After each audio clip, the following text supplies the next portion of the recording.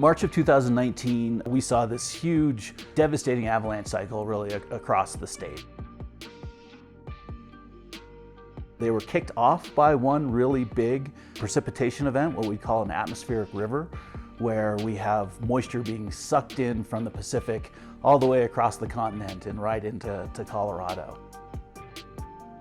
The big and destructive avalanches are slab avalanches, where a large cohesive piece of snow breaks away from the hillside and then goes rolling down the mountains and into the valleys.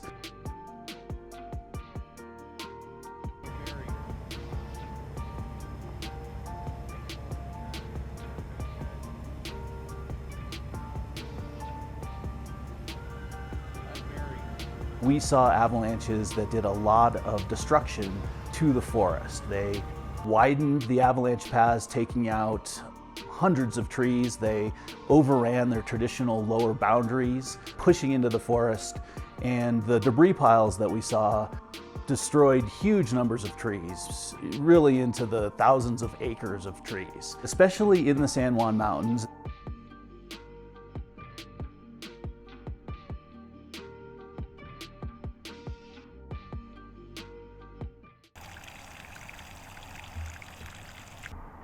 My name is Sandy East. I first came to the San Juans in the winter of '79 and '80, and I was probably about 19 years old.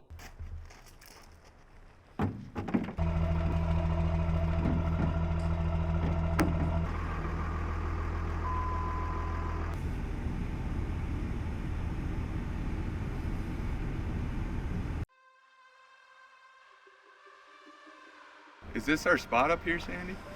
Just right down here. Down this? Aspen. Oh, See okay. how the aspen's laying over? Gotcha. My name is Woody Smith. I was born and raised in Telluride, Colorado, and I am a graphic designer for Wagner skis. Pete gave me a call and asked if I'd be interested in helping out some of his friends go retrieve Avy-killed aspen trees that in theory would be turned into ski course down the line. What we're doing is we are getting some aspen wood out of avalanche paths that were either hit by the avalanches or the air blast. So we're gonna take that wood and see if we can't cut some cores out of it. It was great being with Sandy and Jesse and them teaching me the ropes and kind of showing me how to harvest wood like that. You can see where this tree right here survived the main hit.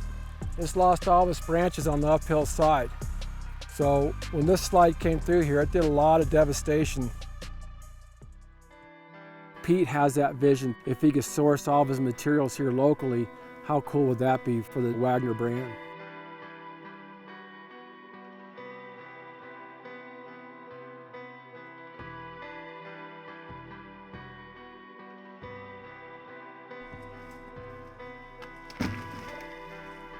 First was kind of the selection and then getting the chainsaws out, cutting them into size, and then building these sort of ramps to roll them down the mountain in order to get them to a place where we could carry them to the truck.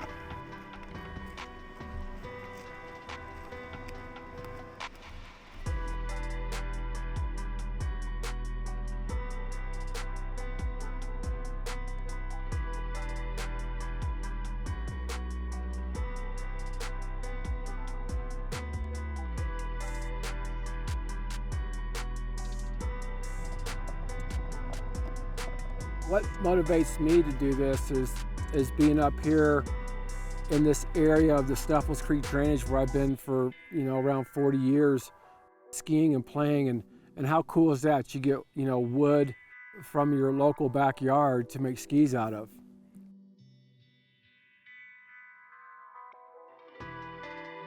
It is a wild process. Milling up the wood, seeing how it goes from that very organic shape into 2x4s, and then it'll keep going down and down until it functions as the energy in your ski, which is a pretty cool process.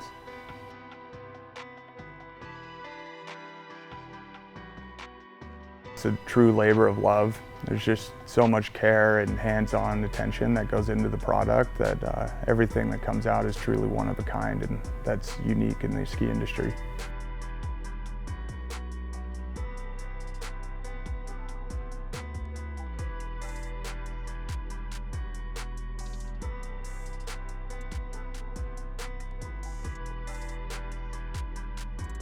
Of course, we got 3 that will potentially work.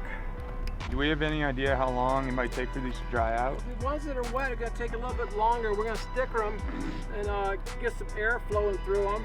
And then they'll go in the kiln. They get 3 weeks to actually make the veneers and do the cores. All right. Take them from this rough lumber into a finished lumber.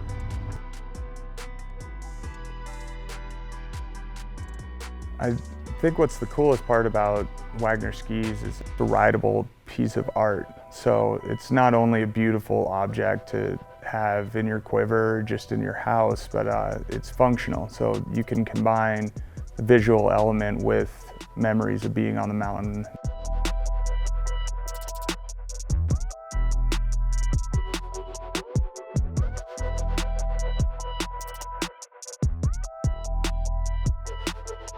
Going back to that whole green and groovy thing of locally sustainable stuff, within this 20-mile radius, we're able to get the wood, get it to the sawmill, get it to the mill to create the actual cores, and then it's only 40 miles to Wagner.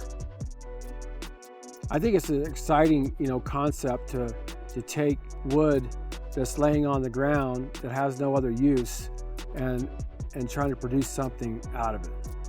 And making skis with it isn't gonna, save the world or anything, but sure is a lot of fun.